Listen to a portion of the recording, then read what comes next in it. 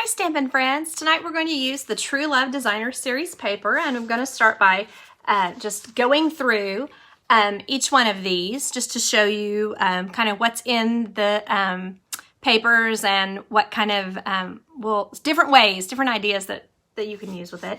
The front side of the paper, the way I set these up, is that they are all different florals. So we have this large floral, kind of like poppies in a way, but except the flowers maybe more of a dahlia because the leaves don't really look like poppy leaves. This one has, I guess I should talk about the back side.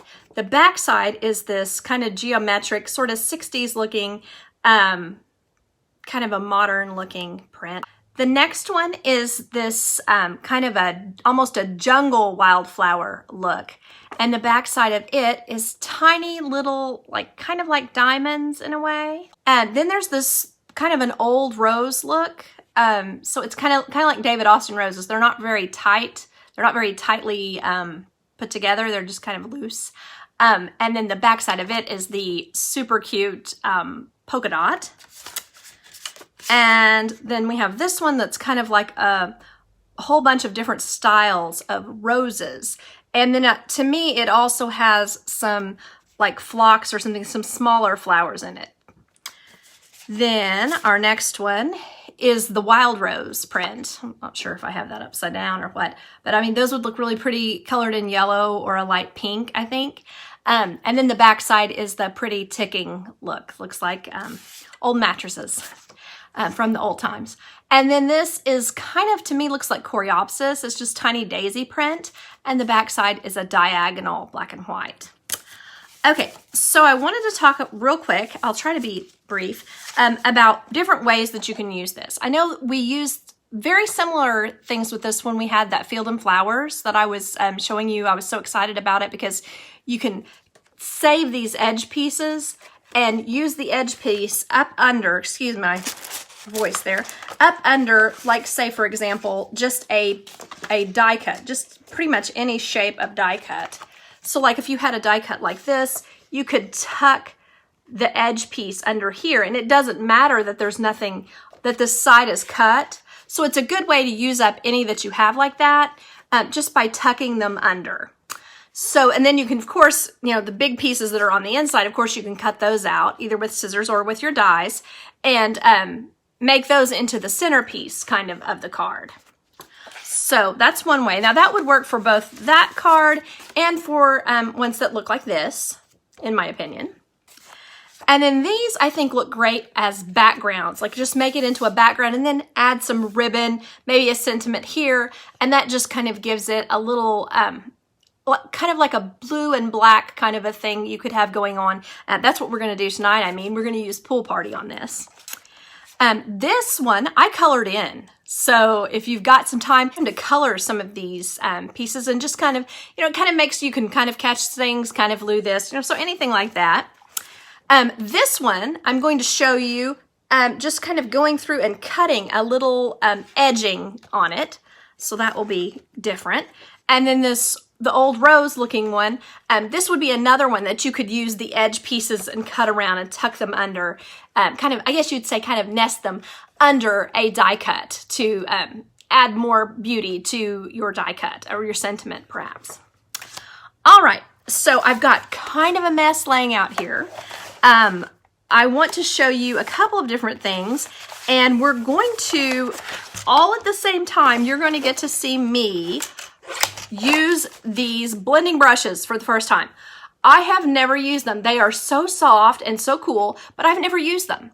So I know that the real goal of these is to put them, you know, use it to make a beautiful sky or a nice landscape and really get dramatic with them. But I'm going to show just right here to just how to just use them to just color in, because I know that I'll want to have a pool party one dedicated for that. So I'm going to go ahead and do that. So I'm ready to start, and I'm just going to open my pool party, and then I'm just tapping it on here. I don't want to get it completely full of ink. I'm just kind of getting a little bit of color here.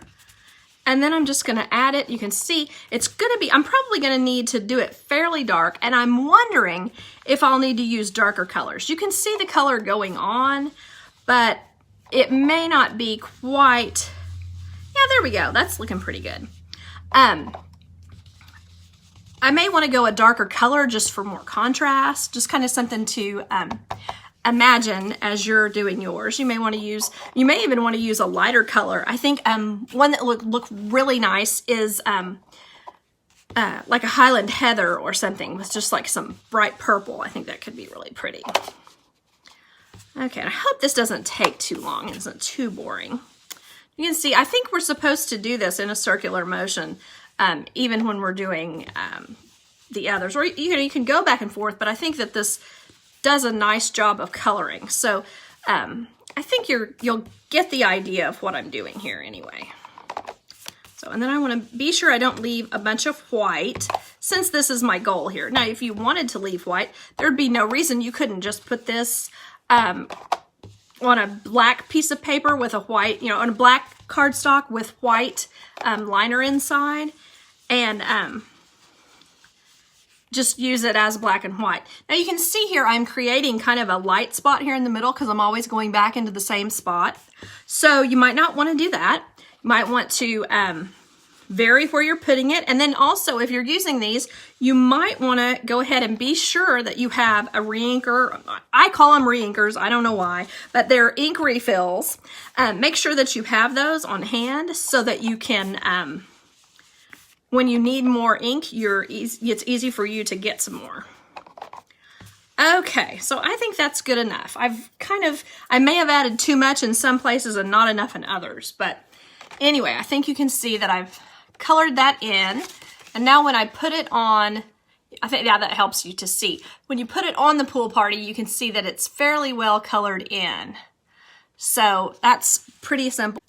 Okay, so with that one, I can imagine this one looking great with some of this black sparkly ribbon that's in the big catalog. I think that could be really pretty with it.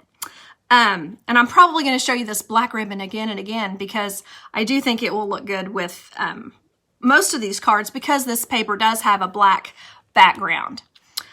So that's one option to do. And then you could use our little double oval punch where it has the one that's sort of like a postage stamp and then the solid oval. I think that could be a pretty one to use, and you could go either direction. It's going to be gorgeous either way.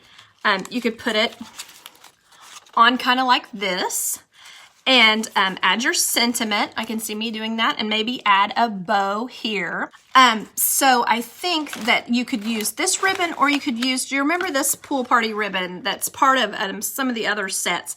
This gets a little lost when you're using this kind of, dark color. So it might be better to use it on one like this. Let me see if I can see. See, it kind of pops against the white. So this organza might be prettier with that.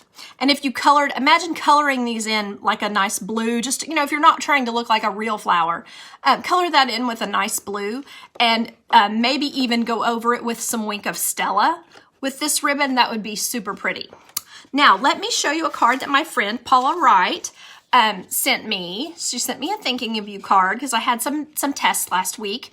And what she did on this card was just use the purple posy. So we have the purple posy card base. And then she colored around the flowers so that her flowers were white. And I thought that was really striking. And then just a little bit of repeat right here around the edging of this sentiment layer to repeat the purple posy. And then she just tucked some ribbon. Imagine how much further your stash of ribbon will go if you go ahead and use these little pieces, just tucking out of the edges, almost like the leaves are from underneath the petals. So I think that is a really smart way to use up some extra ribbon that you hate to throw away. I mean, you always have these little pieces about this long and you're like, oh, I don't want to throw it away. Well, this is a good use, I think, for that. So something to think about there. So now you've seen this idea. I'm going to go ahead and move on to a different one. This one, I wanted to show you kind of where I'm kind of in the middle of coloring this one. I used purple posy for the center, dark purple posy, and then I used light Highland heather for the outer edge, or the lines between. And then I used Just Jade for the dark green, the dark Just Jade, and I used the dark mint macaron for the center squares. So my idea with this one was that I would use, hold on just a second, I need to cut this 4 inches wide.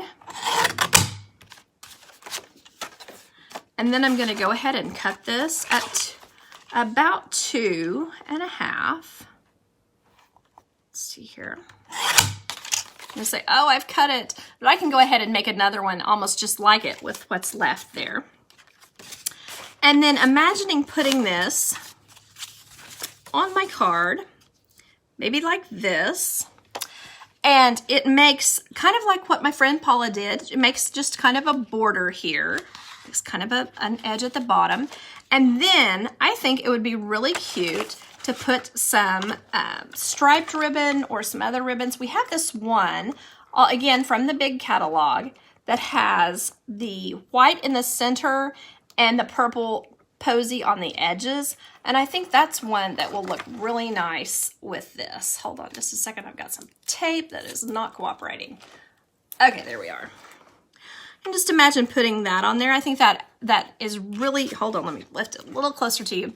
I think that one really looks nice together, and it kind of adds to the whole look. And then if you just did a geometric, maybe a black edging here, and I might want to put black in between here as well.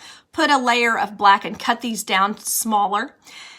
And put a black edge around my sentiment. Maybe do my sentiment in this pretty purple posy and stamp it in black. And I was just thinking how pretty that would be, and very striking.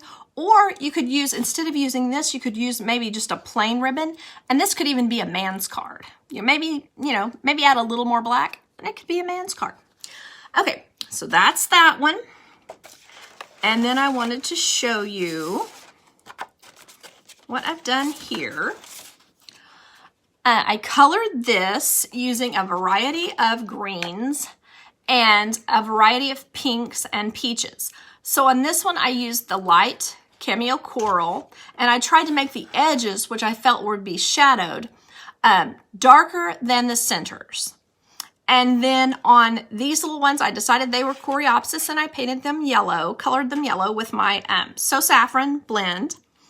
And then these large flowers here, I used light Flirty Flamingo around the edge, the light Rococo Rose around the middle, and the dark Rococo Rose in the center.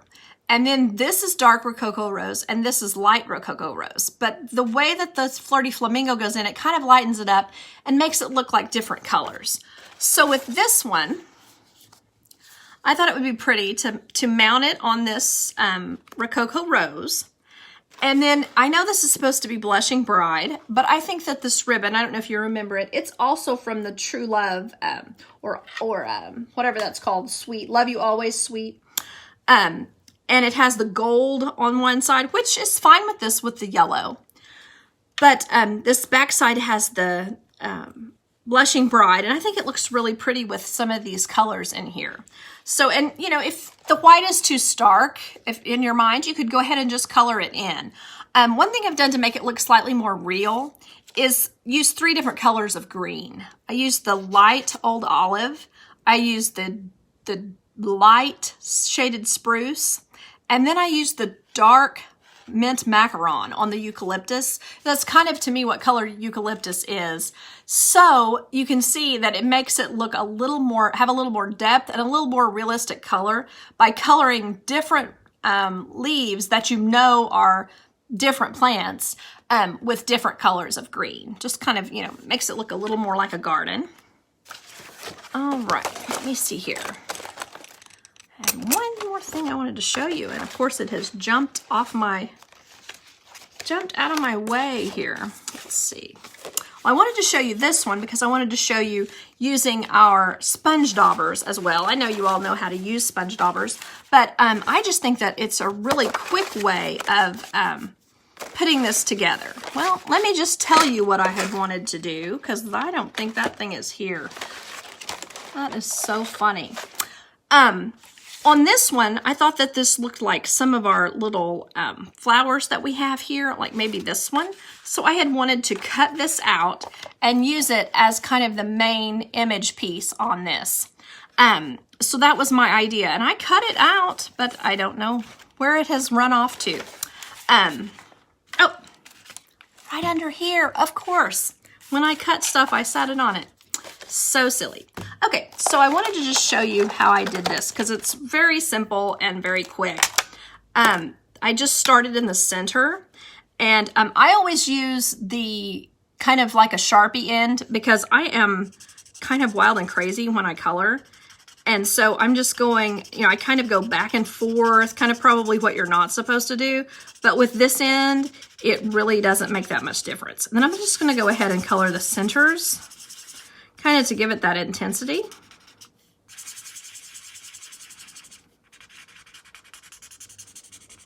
And when I cut this out, I don't know, how do you all like to cut them out? I like to just cut as if I were the die cut machine. This has dies for it, but in case it doesn't, I always like to try it and see when I'm suggesting that people just cut this out by hand. Like, what am I suggesting to people? Is that a realistic expectation, or am I being, you know, am I being crazy to think that someone could cut this out? And no, I think this was kind of enjoyable to cut out. It was fairly simple to just kind of go around the edges on that.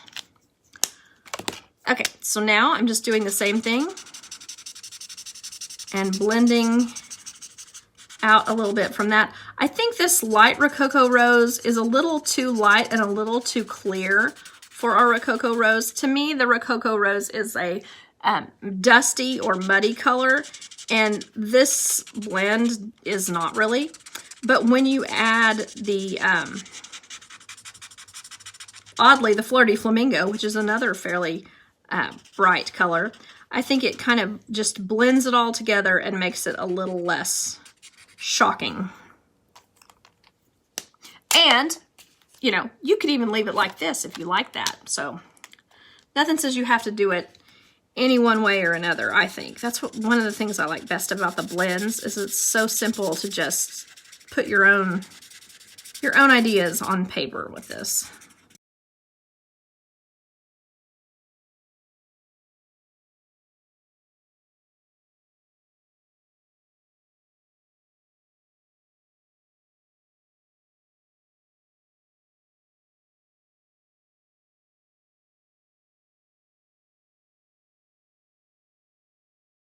I'll do my leaves probably in this smaller color, or maybe in the predominant color, I'm not sure, just to kind of make it pop over the rest of the stamps, over the rest of the pattern, I'm sorry.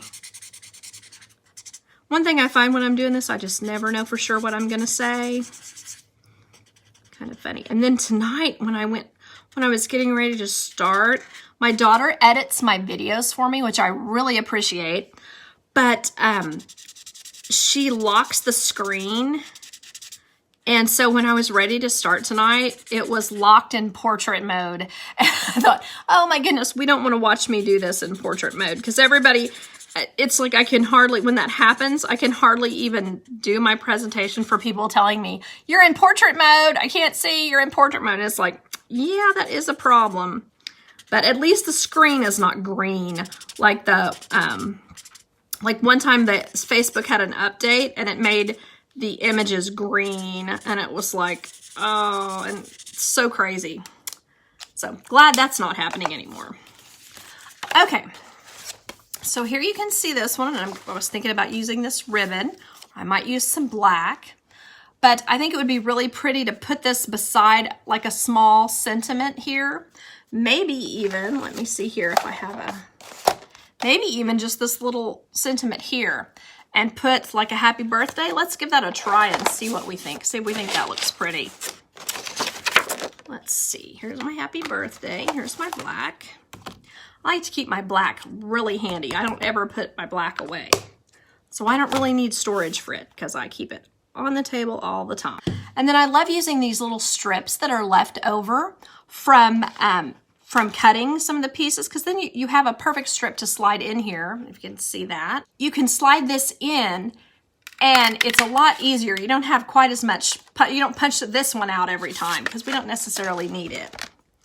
So then here, I think I'll just put this on. Let's see here. Layer it on my scallopy oval. I say scallopy because to me it's not really a scalloped oval. And then imagine me putting this here. I think it might look best to have some dimensionals under that. Looks like I'm down to the not so great pieces here.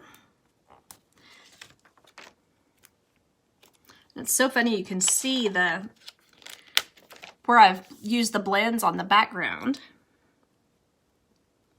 Okay, so then just clear this off.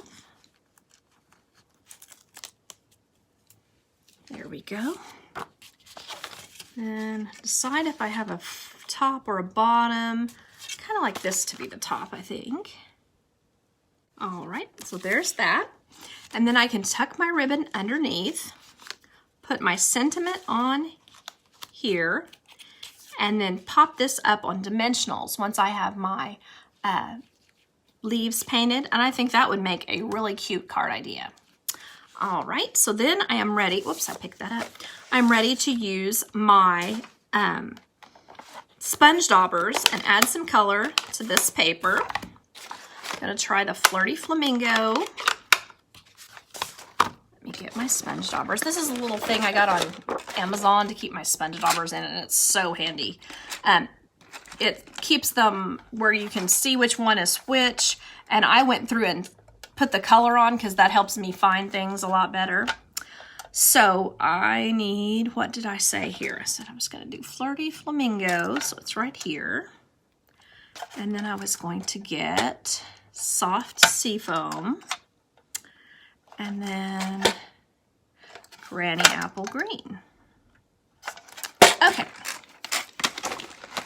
I get my Soft Seafoam. So I think these look like something that would be cute to have in the Soft Seafoam. So what I'm going to do here is just kind of go over that with just a little bit of color.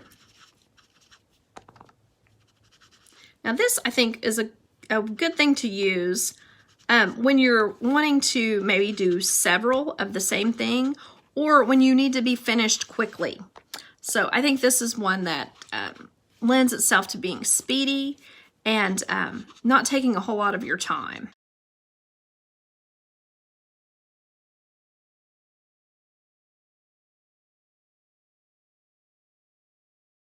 So what I'm doing here is just I'm using the edge of the sponge dauber when I want it to not be very dark, or when I'm wanting it to stay kind of in one place. So I'm not just going and drawing a big circle on here. I'm using the edge of it to kind of paint where I want to paint. It's still a smudgy look, but it controls it a little bit better.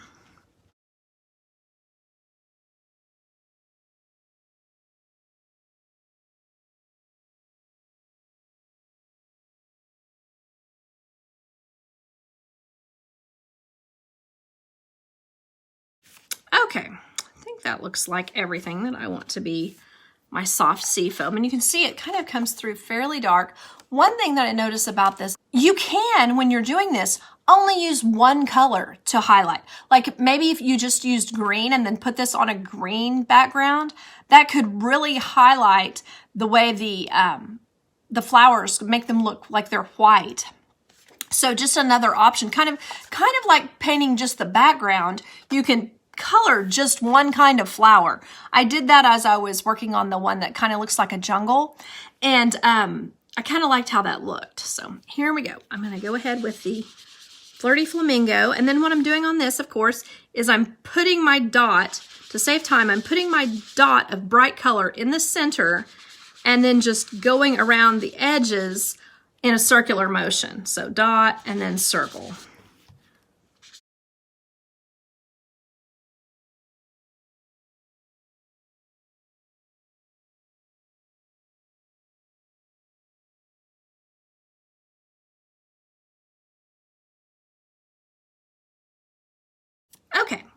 So now we'll see if I ruin this with Granny Apple Green. I'll let you see. I'll let you see if you think it's ruining it when I put this on. So it might get a little dark.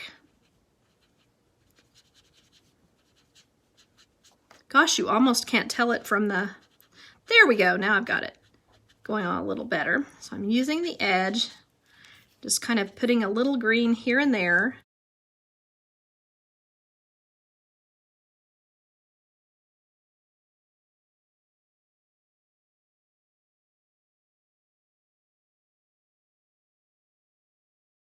See, can you see what I'm doing there? Just adding quite a bit of color. And then you can go back after you've done this and, you know, maybe different spots need different amounts of color. Maybe I didn't get enough here, so I can just add a little bit like that. Maybe some places that I've missed, or like here when one is kind of going off the edge, I like to still give it some color so that it is obvious that it's that kind of flower that's going off the edge. And then just decide if you have some that look too intense, you can just kind of smudge those a little, you know, smudge around the edges so that it kind of blends it out. Some that look like they don't have enough.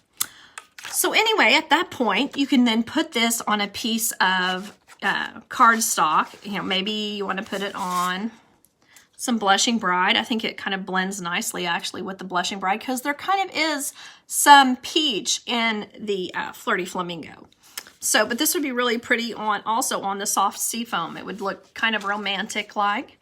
So I think that is a pretty one.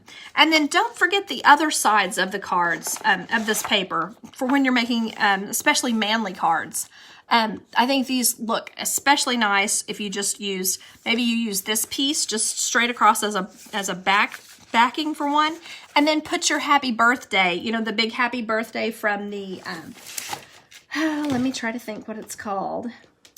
Well, one that would be really funny is to use the happy birthday, you sweet thing, if it was for your husband or boyfriend, and use that in the center. But what I was actually thinking was this happy birthday from the sweet ice cream set, and cut that out in black and the background, and then do the technique where you use your scissors to cut around the stamped image as if it were a die cut around the edging. So I'll try to have those up on my blog for you this week. Anyway, I appreciate you watching. Bye-bye.